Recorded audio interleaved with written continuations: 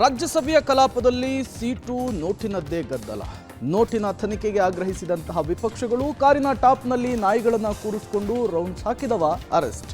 ಪಣತ್ತೂರು ರಸ್ತೆಯಲ್ಲಿ ಗುಂಡಿಗಳದ್ದೇ ಕಾರುಬಾರು. ಇದೆಲ್ಲದರ ಸಂಕ್ಷಿಪ್ತ ಮಾಹಿತಿ ಕರ್ನಾಟಕ ಟಾಪ್ 20ಯಲ್ಲಿ. ಇಂದು ರಾಜ್ಯಸಭೆ ಕಲಾಪದಲ್ಲಿ ಸೀಟು ಮತ್ತು ನೋಟಿನ ಬಗ್ಗೆ ಬಿಸಿ ಬಿಸಿ ಚರ್ಚೆಯಾಗಿದೆ. ಆಡಳಿತ ಮತ್ತು ವಿರೋಧ ಪಕ್ಷದ ನಡುವೆ ಈ ವಿಷಯ ವಾಕ್ಸಮರಕ್ಕೆ ಕಾರಣವಾಗಿದೆ. ನಿನ್ನೆ ರಾಜ್ಯಸಭೆ ಕಲಾಪದ ಬಳಿಕ ಸಾಮಾನ್ಯ ತಪಾಸಣೆ ವೇಳೆ ಕಾಂಗ್ರೆಸ್ ಸಂಸದ ಹಾಗೂ ಹಿರಿಯ ವಕೀಲ ಅಭಿಷೇಕ್ ಮನು ಸಿಂಘ್ವಿ ಅವರ 222 ಸೀಟಿನಲ್ಲಿ ಹಣದ ಕಂತೆ ಪತ್ತೆಯಾಗಿದೆ. ಈ ವಿಚಾರವನ್ನ ರಾಜ್ಯಸಭೆ ಅಧ್ಯಕ್ಷ ಜಗದೀಪ್ ಧನ್ಕರ್ ಇಂದು ಕಲಾಪದ ವೇಳೆ ಪ್ರಸ್ತಾಪಿಸಿದ್ದಾರೆ. ಕಾಂಗ್ರೆಸ್ ಸಂಸದ ಅಭಿಷೇಕ್ ಮನು ಸಿಂಘ್ವಿ ಅವರಿಗೆ ನೀಡಲಾಗಿದ್ದ ಆಸನದಿಂದ ಸಂಸತ್ ಭದ್ರತಾ ಅಧಿಕಾರಿಗಳು ನಗದು ವಶಪಡಿಸಿಕೊಂಡಿದ್ದಾರೆ ಎಂದು ರಾಜ್ಯಸಭಾ ಅಧ್ಯಕ್ಷ ಜಗದೀಪ್ ಧನ್ಕರ್ ಮಾಹಿತಿ ನೀಡಿದ್ದಾರೆ. ಇದನ್ನ ನಾವು ತನಿಖೆಗೆ ನೀಡಿದ್ದೇವೆ ಎಂದು ಸದನದ ಗಮನಕ್ಕೆ ತಂದಿದ್ದಾರೆ. ಧನ್ಕರ್ ಈ ಮಾಹಿತಿಯನ್ನ ಹಂಚಿಕೊಳ್ತಿದ್ದಂತೆ ಸಿಟ್ಟಿಗೆದ್ದ ವಿರೋಧ ಪಕ್ಷದ ನಾಯಕ ಮಲ್ಲಿಕಾರ್ಜುನ್ ಖರ್ಗೆ ಕೂಡಲೇ ಎದ್ದು ನಿಂತರು. ಈ ವಿಷಯ ತನಿಖೆಯಲ್ಲಿದೆ ಎಂದು ನೀವು ಹೇಳಿದ್ದೀರಿ, ಅದು ದೃಢೀಕರಿಸುವವರೆಗೆ ಅವರ ಹೆಸರನ್ನ ಉಲ್ಲೇಖಿಸಬಾರದು ಎಂದು ಆಗ್ರಹಿಸಿದರು. ಈ ವಿಚಾರ ಸದನದಲ್ಲಿ ತೀವ್ರ ಚರ್ಚೆಗೆ ಕಾರಣವಾಯಿತು. A wad of currency notes was recovered by the security officials from seat number 222 presently allotted to Shri Abhishek Manu Singhvi. That investigation takes place in accordance with law and the same is underway. You told it is under investigation. Without investigating, how can you say a particular man or particular seat? How? I have said, honorable members, I have said it was recovered from a seat allotted to someone.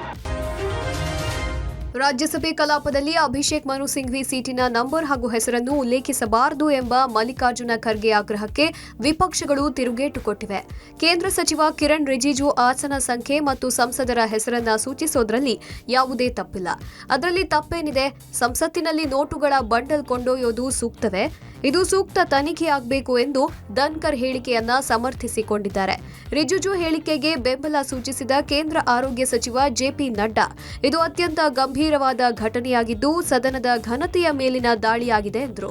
ಇನ್ನು ಸಂಸದ ಹಿರಿಯ ವಕೀಲ ಅಭಿಷೇಕ್ ಸಿಂಘ್ವಿ ಈ ಆರೋಪವನ್ನು ನಿರಾಕರಿಸಿದ್ದಾರೆ.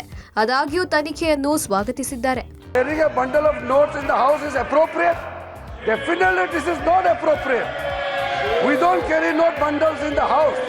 You don't need to pay that much of money if it was a genuine note. So that is why it is a serious matter, and I fully agree with the observation of the honorable chairman.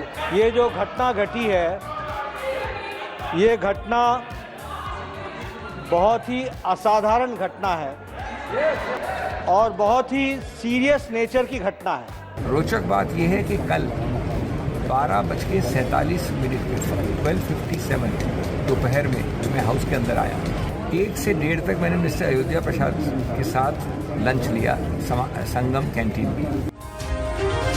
Silicon ಸಿಟಿಯಲ್ಲಿ ಗುಂಡಿ ಗಂಡಾಂತರ ಮುಂದುವರೆದಿದೆ. ಪಣತ್ತೂರು ಮುಖ್ಯ ರಸ್ತೆಯಲ್ಲಿ ಗುಂಡಿಗಳದ್ದೇ ಕಾರುಬಾರು. ಸ್ವಲ್ಪ miss ಆದ್ರೂ ಯಮನ ಪಾದ guarantee. Panathur ಮುಖ್ಯ ರಸ್ತೆಯಲ್ಲಿ ಬರೀ ಗುಂಡಿಗಳೇ ಇದ್ದು ಮಹಿಳೆಯೊಬ್ಬರು ಸಾವಿನ ದವಡೆಯಿಂದ 2 ಬಾರಿ ತಪ್ಪಿಸಿಕೊಂಡಿದ್ದಾರೆ. ಕಾರು ಚಾಲಕನ ಜಾಗರೂಕತೆಯಿಂದ ಅನಾಹುತ ತಪ್ಪಿ ಹೋಗಿದೆ. ರಸ್ತೆ ಗುಂಡಿಗಳಿಂದಾಗಿ ಗಾಡಿ ಚಲಾಯಿಸ್ತಾ ಇದ್ದ ಮಹಿಳೆ ನೋಡ್ತಿದ್ದ ಹಾಗೆ ರಸ್ತೆಗೆ ಬಿದ್ದಿದ್ದಾರೆ. ಕಾರು ಚಾಲಕ ಮಹಿಳೆ ಬಿದ್ದಿದ್ದನ್ನ ನೋಡಿದ್ರಿಂದ ಕಾರನ್ನ ನಿಧಾನಕ್ಕೆ ಚಲಾಯಿಸಿದ್ದಾರೆ. ಇಲ್ಲದೆ ಹೋಗಿದ್ರೆ ದೊಡ್ಡ ಅನಾಹುತವೇ ನಡೆದು ಹೋಗ್ತಿತ್ತು. 100 ಮೀಟರ್ ರಸ್ತೆ ಅಂತರದಲ್ಲಿ ಒಂದೇ ರಸ್ತೆಯಲ್ಲಿ ಮಹಿಳೆ ಒಂದೇ ಕಾರಿನ ಮುಂದೆ 2 ಬಾರಿ ಬಿದ್ದಿದ್ದಾರೆ. ಈ ದೃಶ್ಯ ಹಿಂಬದಿ ಬರ್ತಿದ್ದ ಕಾರಿನ ಡ್ಯಾಶ್ ಕ್ಯಾಮೆರಾದಲ್ಲಿ ಸೆರೆಯಾಗಿದೆ. ಈ ಬಗ್ಗೆ ಸಾರ್ವಜನಿಕರು ಅಧಿಕಾರಿಗಳ ವಿರುದ್ಧ ಆಕ್ರೋಶ ವ್ಯಕ್ತಪಡಿಸಿದ್ದಾರೆ. ಇನ್ನು ಪಣತ್ತೂರು ಬ್ರಿಡ್ಜ್ ಬಳಿಯ ಬೆಳಗೆರೆ ಮುಖ್ಯ ರಸ್ತೆಯಲ್ಲಿ ತುಂಬಿದ ಮಣ್ಣಿನ ರಾಶಿಯಿಂದ ಬೈಕ್ ಸವಾರ ಕೈಕಾಲು ಮುರಿದುಕೊಂಡಿದ್ದಾನೆ. ರಸ್ತೆಯ ಒಂದು ಬದಿಗೆ ಕೆಸರು ತುಂಬಿದ ಮಣ್ಣು ಹಾಕಿದ್ರಿಂದ ಅರ್ಧ ರಸ್ತೆ ಪೂರ್ತಿ ಕೆಸರುಮಯವಾಗಿತ್ತು. ಈ ವೇಳೆ ಗಾಡಿಯಲ್ಲಿ ಹೋಗುವಾಗ ಸ್ಕಿಡ್ ಆಗಿ ಬಿದ್ದಿದ್ರಿಂದ ಬೈಕ್ ಸವಾರನ ಮೊಣಕಾಲು ಕೈಗೆ ಪೆಟ್ಟಾಗಿದೆ.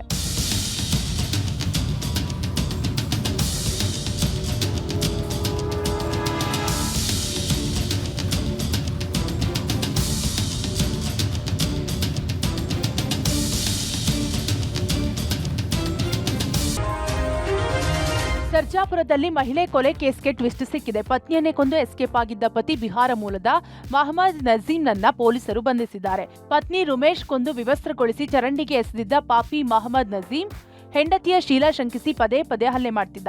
ನವೆಂಬರ್ 11ನೇ ತಾರೀಕು ರಾತ್ರಿ ಕೂಡ ಇದೇ ವಿಚಾರಕ್ಕೆ ಇಬ್ಬರ ನಡುವೆ ಗಲಾಟೆ ಆಗಿತ್ತು. ಈ ವೇಳೆ ಗಲಾಟೆ ವಿಕೋಪಕ್ಕೆ ತಿರುಗಿ ಮಹಮ್ಮದ್ ನಜೀಂ ಉಸಿರುಗಟ್ಟಿಸಿ ಪತ್ನಿ ರುಮೇಶ್ ಖಾತೂನ್ಳನ್ನ ಕೊಲೆ ಮಾಡಿದ್ದ. ಬಳಿಕ ಚರಂಡಿಗೆ ಎಸೆದು ಎಸ್ಕೇಪ್ ಆಗಿದ್ದ. ಈ ಸಂಬಂಧ ಕೊಲೆ ಪ್ರಕರಣ ದಾಖಲಿಸಿಕೊಂಡಿದ್ದ ಸರ್ಜಾಪುರ ಪೊಲೀಸರು ಆರೋಪಿ ಪತ್ತೆಗೆ ಬಲೆ ಬೀಸಿದ್ರು. ಆರೋಪಿಯನ್ನ ಅರಸಿ ಬಿಹಾರಕ್ಕೆ ತೆರಳಿದ್ದ ಪೊಲೀಸರಿಗೆ ಆರೋಪಿ ಪತ್ತೆಯಾಗಿದ್ದ. ಬಿಹಾರದಲ್ಲಿ 3ನೇ ಮದುವೆ ಸಂಭ್ರಮದಲ್ಲಿದ್ದ ಆರೋಪಿ ಮಹಮ್ಮದ್ ನಜೀಂನನ್ನ ಮದುವೆ ಮನೆಯಲ್ಲೇ ಪೊಲೀಸರು ಅರೆಸ್ಟ್ ಮಾಡಿದ್ದಾರೆ. ಬೆಂಗಳೂರಿನಲ್ಲಿ ಪುಡಿ ರೌಡಿಗಳ ಅಟ್ಟಹಾಸ ಮಿತಿ ಮೀರಿದೆ. ಜಾಗದ ವಿಚಾರಕ್ಕೆ ಮನೆ ಮಾಲೀಕನಿಗೆ ಥಳಿಸಿದ್ದಲ್ಲದೆ ಜೆಸಿಬಿ ತಂದು ಪುಂಡರು ಮನೆಯ ಗೋಡೆ ಧ್ವಂಸಗೊಳಿಸಿದ್ದಾರೆ. ಬೆಂಗಳೂರಿನ ವೈಟ್ಫೀಲ್ಡ್ನಲ್ಲಿ ಇಂದು ಬೆಳಗ್ಗೆ ಈ ಘಟನೆ ನಡೆದಿದೆ. 50ಕ್ಕೂ ಹೆಚ್ಚು ಪುಂಡರು ದಾಂಧಲೆ ಸಿಸಿಟಿವಿಯಲ್ಲಿ ಸೆರೆಯಾಗಿದೆ. ಖಾಸಗಿ ಜಾಗದ ಮಾಲೀಕ ವಿಶಾಲ್ ಬಾಳಿಗ ಮನೆ ಮೇಲೆ ದಾಳಿ ನಡೆಸಲಾಗಿದ್ದು, ಗೋಪಾಲ್ ಜವಹಾರ್ ಎಂಬ ವ್ಯಕ್ತಿ ದಾಳಿ ನಡೆಸಿದ ಆರೋಪ ಕೇಳಿಬಂದಿದೆ. ಸ್ಥಳದಲ್ಲಿ ಪೊಲೀಸರಿದ್ರು ಡೋಂಟ್ ಕೇರ್ ಎಂದಿದ್ದು, ಮನೆ ಸದಸ್ಯರು ಪುಡಿ ರೌಡಿಗಳ ಅಟ್ಟಹಾಸಕ್ಕೆ ತತ್ತರಿಸಿದ್ದಾರೆ. ಮನೆ ಮಾಲೀಕರ ದೂರಿನನ್ವಯ ಎಫ್ಐಆರ್ ದಾಖಲಾಗಿದೆ. ಕರ್ನಾಟಕ ರಾಜ್ಯ ರಸ್ತೆ ಸಾರಿಗೆ ನಿಗಮ ಪ್ರಯಾಣಿಕರ ಬಹುದಿನಗಳ ಬೇಡಿಕೆಯಂತೆ ನವೆಂಬರ್ 1ರಂದು ಕ್ಯಾಶ್ಲೆಸ್ ವ್ಯವಸ್ಥೆಯನ್ನ ಜಾರಿ ಮಾಡಿದೆ. ಸದ್ಯ ಕೆಎಸ್ಆರ್ಟಿಸಿಯ 8,400 ಬಸ್ಗಳಲ್ಲಿ ಯುಪಿಐ ಆಧಾರಿತ ಟಿಕೆಟ್ ನೀಡಲಾಗ್ತಿದೆ. ಈ ಯುಪಿಐ ಪೇಮೆಂಟ್ ವ್ಯವಸ್ಥೆಯನ್ನ ಬಳಸಿ ಪ್ರತಿನಿತ್ಯ 70,000 ಪ್ರಯಾಣಿಕರು ಪ್ರಯಾಣಿಸಿದ್ದಾರೆ. ಅಂದಾಜು 40 ಲಕ್ಷ ರೂಪಾಯಿ ಆದಾಯ ಬರ್ತಿದೆ. ಈ ಯಶಸ್ಸಿನ ಬೆನ್ನಲ್ಲೇ ಕೆಎಸ್ಆರ್ಟಿಸಿ ಮತ್ತೊಂದು ಹೆಜ್ಜೆ ಇಡಲು ಮುಂದಾಗಿದ್ದು, ಹೊಸ ಸ್ಮಾರ್ಟ್ ಎಟಿಎಂ ಮಿಷನ್ ಅಥವಾ ಎಲೆಕ್ಟ್ರಾನಿಕ್ ಟಿಕೆಟ್ ಮಷಿನ್ಗಳಲ್ಲಿ ಎಟಿಎಂ ಕಾರ್ಡ್ ಸ್ವೈಪ್ ಮಾಡುವ ತಂತ್ರಜ್ಞಾನವನ್ನು ಅಳವಡಿಸಲು ಮುಂದಾಗಿದೆ. ಮುಂದಿನ 15 ದಿನಗಳಲ್ಲಿ ಈ ಎಟಿಎಂ ಮಷಿನ್ಗಳ ಮೂಲಕ ಎಟಿಎಂ ಕಾರ್ಡ್ಗಳನ್ನು ಬಳಸುವ ವ್ಯವಸ್ಥೆ ಜಾರಿಯಾಗಲಿದೆಯಂತೆ.